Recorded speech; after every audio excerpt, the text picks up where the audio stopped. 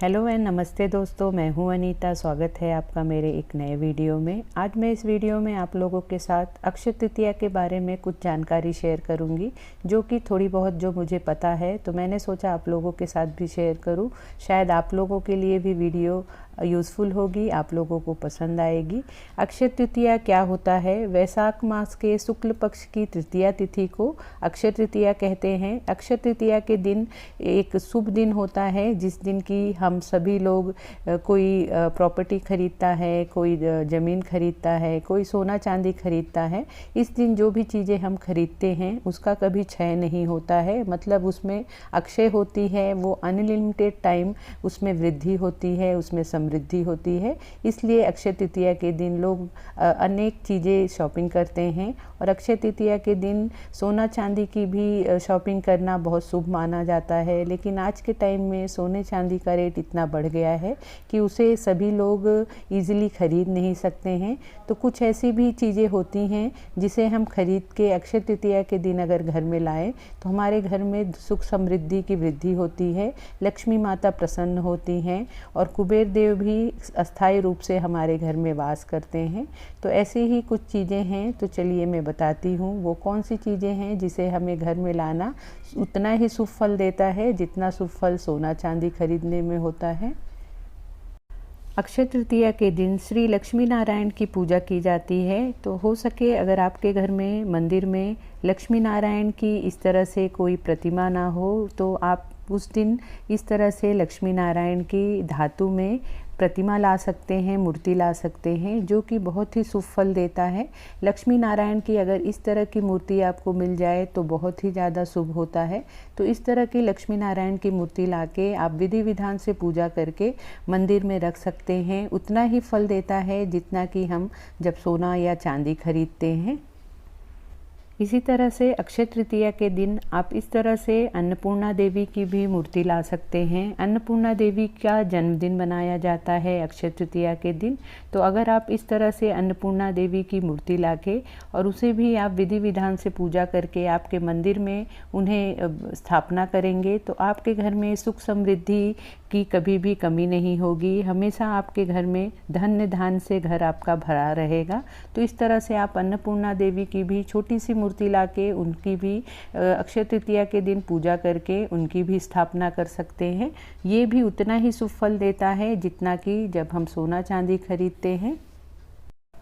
अक्षय तृतीया के दिन जो अगली वस्तु है वो है श्री यंत्र। अगर आपके घर में श्री यंत्र नहीं हो तो आप इस दिन अक्षय तृतीया के दिन श्री यंत्र को खरीद सकते हैं, उसकी खरीदारी कर सकते हैं। श्री यंत्र की खरीदारी और उसकी पूजा अक्षय तृतीया के दिन करना बहुत ही शुभ माना जाता है।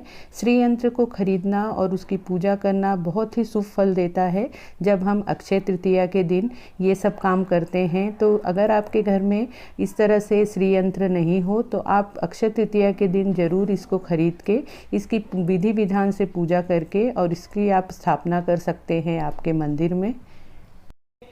अगली वस्तु है ये कमल गट्टे की माला। अगर आप आपके घर में श्री यंत्र की स्थापना कर रहे हों अक्षय तृतीया के दिन तो उसके साथ आप इस तरह से कमल गट्टे की माला भी ज़रूर खरीद के लाएं और श्री यंत्र पे उसे आप चढ़ा के रखें। या आपके घर में लक्ष्मी माता की मूर्ति तो ज़रूर ही होगी तो उनके ऊपर भी आप इस तरह से कमल गट्टे की माला अगर चढ़ाएंगे तो उतना ही शुभ फल देता है, क्योंकि कमल लक्ष्मी माता को बहुत ही प्रिय है, तो उन्हें बहुत पसंद आता है, वो बहुत खुश होती हैं। तो अगर आप इस तरह से कमल गट्टे की माला उस दिन खरीद के लाएंगे और उनके चरणों में इसे चढ़ाएंगे तो उतना ही शुभ फल देता है जितना कि हम सोना या चांदी खरीदते हैं। अगली जो वस्तु है वो भी लक्ष्मी माता को बहुत ही प्रिय है, वो है कौड़ी। इस तरह से जो पीली कौड़ी होती है इसे भी अगर हम लाके विधि विधान से इसकी पूजा करते हैं, हल्दी या चंदन से इसकी पूजा करके माँ लक्ष्मी के चरणों में इसे चढ़ा के और इसे हम लाल कपड़े में बांध के तिजोरी में अपने रखते हैं तो उतना ही शुभ फल देता है जितना कि सोना चांदी खरीदने पे देता है। तो ये माता रानी को बहुत ही प्रिय है। तो इस तरह से जब हम कौड़ी लाते हैं तो माता रानी प्रसन्न होती हैं और हमारे घर में सुख समृद्धि की अस्थायी वास होता है। तो इस तरह से हम अक्षय तृतीया के दिन कौड़ी को भी लाके उसकी विधि विधान से पूजा कर सकते हैं। जो अगली वस्तु है वो है दक्षिणावर्ती शंख। दक्षिणावर्ती शंख लक्ष्मी माता के भाई माने जाते हैं, क्योंकि लक्ष्मी माता जिस तरह से समुद्र में से प्रकट हुई हैं उसी तरह से दक्षिणावर्ती शंख में समुद्र में से पाया जाता है, तो इन्हें लक्ष्मी जी के भाई माने जाते हैं। तो अगर इस तरह से हम अक्षय तृतीया के दिन दक्षिणावर्ती शंख को खरीद के लाते हैं, उनके विधि विधान से पूजा करते हैं और इसे मंदिर में हम रखते हैं, तो लक्ष्मी माता उतनी ही खुश होती हैं और उतना ही शुभ फलदायी माना जाता है। तो इस तरह से हम अक्षय तृतीया के दिन दक्षिणावर्ती शंख को भी खरीद सकते हैं। इसी तरह से अक्षय तृतीया के दिन आप इस तरह से छोटे छोटे गज ला सकते हैं, गजलक्ष्मी ला सकते हैं। गजलक्ष्मी लक्ष्मी जी के वाहन माने जाते हैं, तो इस तरह से हम छोटे छोटे 2 धातु में आप इस तरह से गजलक्ष्मी भी ला सकते हैं। ये भी उतना ही शुभ फल देता है, तो अक्षय तृतीया के दिन हम इसकी भी शॉपिंग कर सकते हैं। इसी तरह से अगली चीज़ है कि आप अक्षय तृतीया के दिन छोटा सा इस तरह से धातु में कछुआ ला सकते हैं, और कछुआ हो सके तो इस तरह से नीचे की तरफ अगर अंक बने हो तो वो ज़्यादा शुभ फल देता है, क्योंकि उसमें श्री यंत्र के जो अंक होते हैं वो बने होते हैं। तो इस तरह से कछुए को भी हम अक्षय तृतीया के दिन खरीद के ला सकते हैं और उसकी विधि विधान से पूजा कर सकते हैं, क्योंकि लक्ष्मी माता को कछुआ भी बहुत अति प्रिय है, तो उतना ही शुभ फल देता है अगर हम कछुआ भी अक्षय तृतीया के दिन खरीद के लाएं। अब जो अगली चीज़ है वो बहुत ही इजीली हम उसे ख़रीद सकते हैं। अगर जो मैंने पहले जितनी चीज़ें बताई हैं, अगर आप उसमें से कोई भी चीज़ खरीद ना पाएँ तो इस तरह से आप थोड़ा सा इस तरह से जौ भी खरीद के ला सकते हैं अक्षय तृतीया के दिन।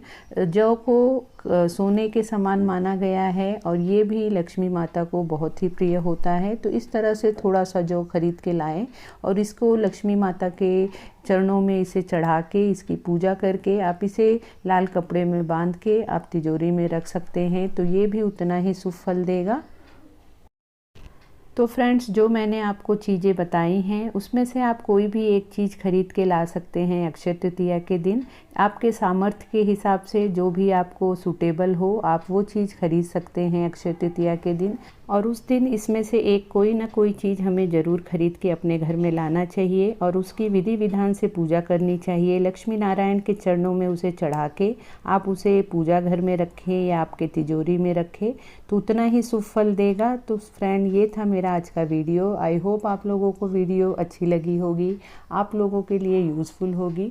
अगर आपको मेरी ये वीडियो अच्छी लगी हो तो प्लीज़ वीडियो को लाइक शेयर करना, और अगर आप मेरे चैनल पे फर्स्ट टाइम विज़िट कर रहे हैं तो प्लीज़ चैनल को सब्सक्राइब कर लेना और बेल का भी बटन ज़रूर प्रेस कर देना कि मेरी आने वाली अगली सभी वीडियो के नोटिफिकेशन आपको सबसे पहले मिल सके। तो मिलते हैं फिर अगले वीडियो में। Bye bye.